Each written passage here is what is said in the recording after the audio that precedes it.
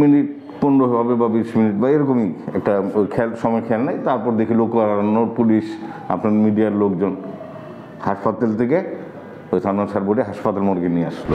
তারপর স্যার আসলো, পুলিশের মাধ্যমে সরতাল হইল ময়নাতদন্ত করতে, যে সব প্রয়োজনীয় কাগজপত্র তদন্ত হইতেছে সত্য উদ্ঘাটনের জন্য, যেরকম বলতেছে ওনার মাও বলতেছে ঠিক না, এরকম অন্য ক্ষেত্রে দেখিনি আর কি।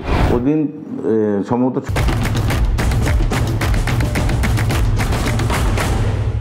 ছুটির দিন ছিল, যতটুকু খেয়াল পড়ে আমার, সরকারি ছুটির দিন ছিল। এই ধরেন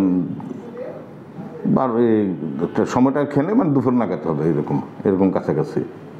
তা ওই দিন কাজ কম, আমি আপনার রুমগুলো লোকজন নিয়ে পরিষ্কার করলাম, যে শনিবার অফিস খোলা, আজকে যেহেতু কাজ কম রুমগুলো পরিষ্কার করে ফেলি।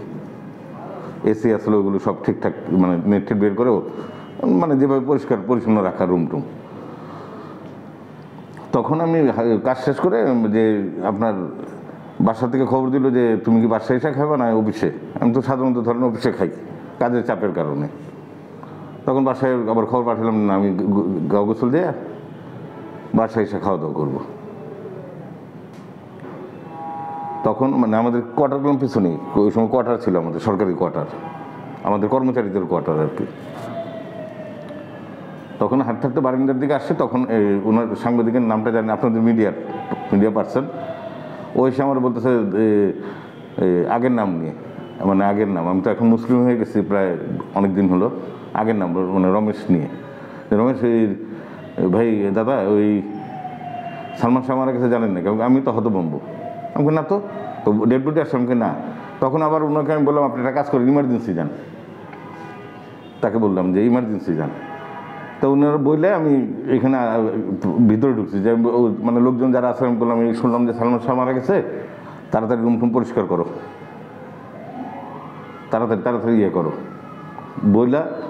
এই কিছুক্ষণ পর ধরেন মিনিট 15 হবে বা 20 মিনিট বা এরকমই একটা সময় খেয়াল নাই। তারপর দেখি লোক আনানো, পুলিশ, আপনার মিডিয়ার লোকজন হাসপাতাল থেকে ওই সালমান শাহর বোর্ডে হাসপাতাল মর্গে নিয়ে আসলো। আনার পর পুলিশের মাধ্যমে আমি তারপর বডি আসার সাথে সাথেই যে ডিউটিরত ডাক্তার, ওই স্যারকে, ডাক্তার তেজেন্দ্র চন্দ্র দাস স্যারকে আমি ফোন দিয়ে জানালাম। ওই সময় তার মোবাইল যুগ না, মোবাইল আমাদের হাতে না, ওই ইয়ের থেকে বক্স থেকে পয়সা যে কয়েন দিয়ে যে ফোন করে, স্যারের বাসায় ফোন দিলাম স্যারকে। স্যারে জানালাম যে স্যার সালমান শাহ মারা গেছে, এই অবস্থা, লোকজন তো লোক করানো। স্যার বললো যে আমি রেডি হয়ে আসতেছি, তুমি পুলিশের মাধ্যমে বলো কাগজপত্র ইয়ে করার জন্য, আর পুলিশকে বলো আমার ফোন দেওয়ার জন্য। যে পুলিশ ছিল তাদের বলছে যে স্যারকে ফোন দেন, আর আমি এখানে সব গোছগাছ করে রেডি। তারপর স্যার আসলো, পুলিশের মাধ্যমে সরতাল হইল ময়নাতদন্ত করতে, যে সব প্রয়োজনীয় কাগজপত্র ওগুলো হলো। হওয়ার পর স্যার আসলো, ময়নাতদন্ত হলো। তারপর সালমান শাহ যে মারা গেছেন, ওনার ভাইও ছিল, ছোটো ভাই পরিচয় দিয়েছিল, ওনার ভাই ছিল, বাইরে ছিল, আপনাদের মিডিয়ার লোকজন, পাবলিক, লোকারণ্য, পাবলিকের জন্য তো কাজই করা যায় না। ওই সময় কি জানলা দিয়ে ইয়ে করতেছে, কেউ ঢুকে যেতেছে, মানে দেখার আবেগ। আমাদেরও খারাপ লাগছে, একজন চলচ্চিত্র এইভাবে নায়ক। এই দাদা আমরা এখানে যে কাজ করি, আমাদের মানে কোনো কথা বলা নিষেধ, কিন্তু ডাক্তার সাহেব শ্রোতালের সাথে সামঞ্জস্যপূর্ণ করে ময়নাতদন্ত করছে। আর আমাদের এখানে মর্গ সহকারী হিসাবে আমাদের কোনো কথা বলার রুল না, যে আপনি ডাক্তার আপনি মতামত দেবেন, এখানে তো আর আমি না। আমার কাজ হচ্ছে যতটুকু উল্টা পাল্টায় দেওয়া, এবং যেভাবে ময়নাতদন্ত করার যে প্রসেসিং ওগুলো ফলো করে সম্মানের সহিত ডেড বডি কাজ করে বিদায় করে দেওয়া। জি সবার, আমার কেন, সবার ভাইয়া।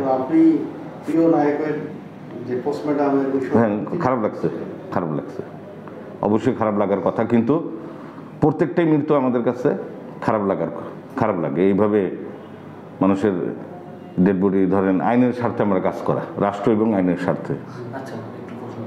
এখানে ওনার ভাইকে আমি দেখছি, ওনার ভাই পরিচয় দিচ্ছে যে উনি ছিল। আবার আপনার এফডিসির অনেক স্বনামধন্য নায়ক নায়িকা, এফডিসির কলাকুশলী যারা আছেন,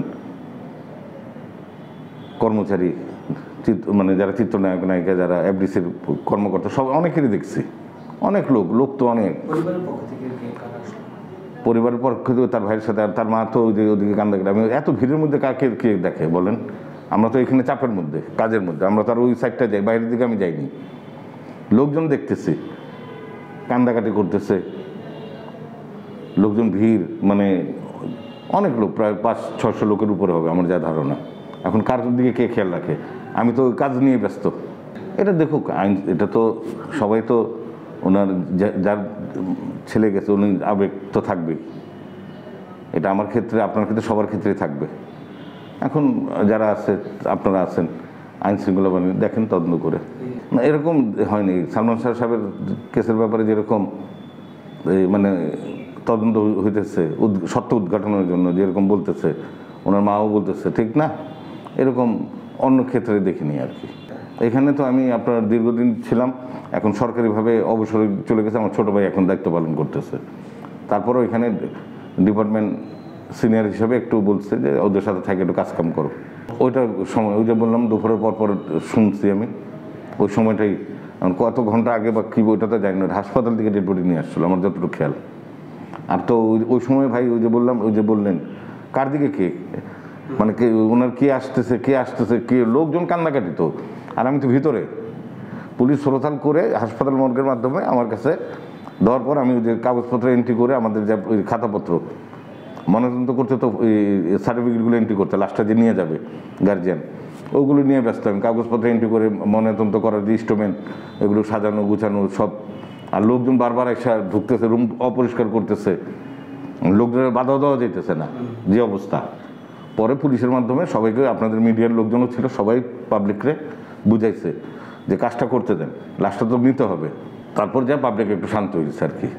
না, আমি কেউ এরকম আসে নাই। আপনাদের মিডিয়ায় আমার অনেকগুলো মিডিয়া এসে ইন্টারভিউ নিচ্ছে।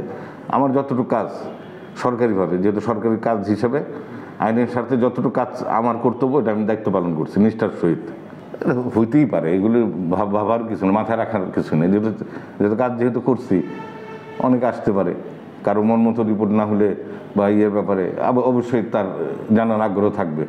ডিপার্টমেন্টের বাইরে ছিলাম না, আমার যতটুকু কাজ ছিল নিষ্ঠার সহিত আমি পালন করছি। এখানে আমার কোনো গাফলতি বা বা ডিপার্টমেন্টের স্যাররাও নিষ্ঠার সহিত কাজ করছে। এখন সুন্দরভাবে ওই যে সরোথালের সাথে সামঞ্জস্যপূর্ণ করে দেখে নিষ্ঠার সহিত কাজ করছে ডাক্তার সাহেব এবং আমি, আমাদের যারা কাজ করছি আমরা মর্গে।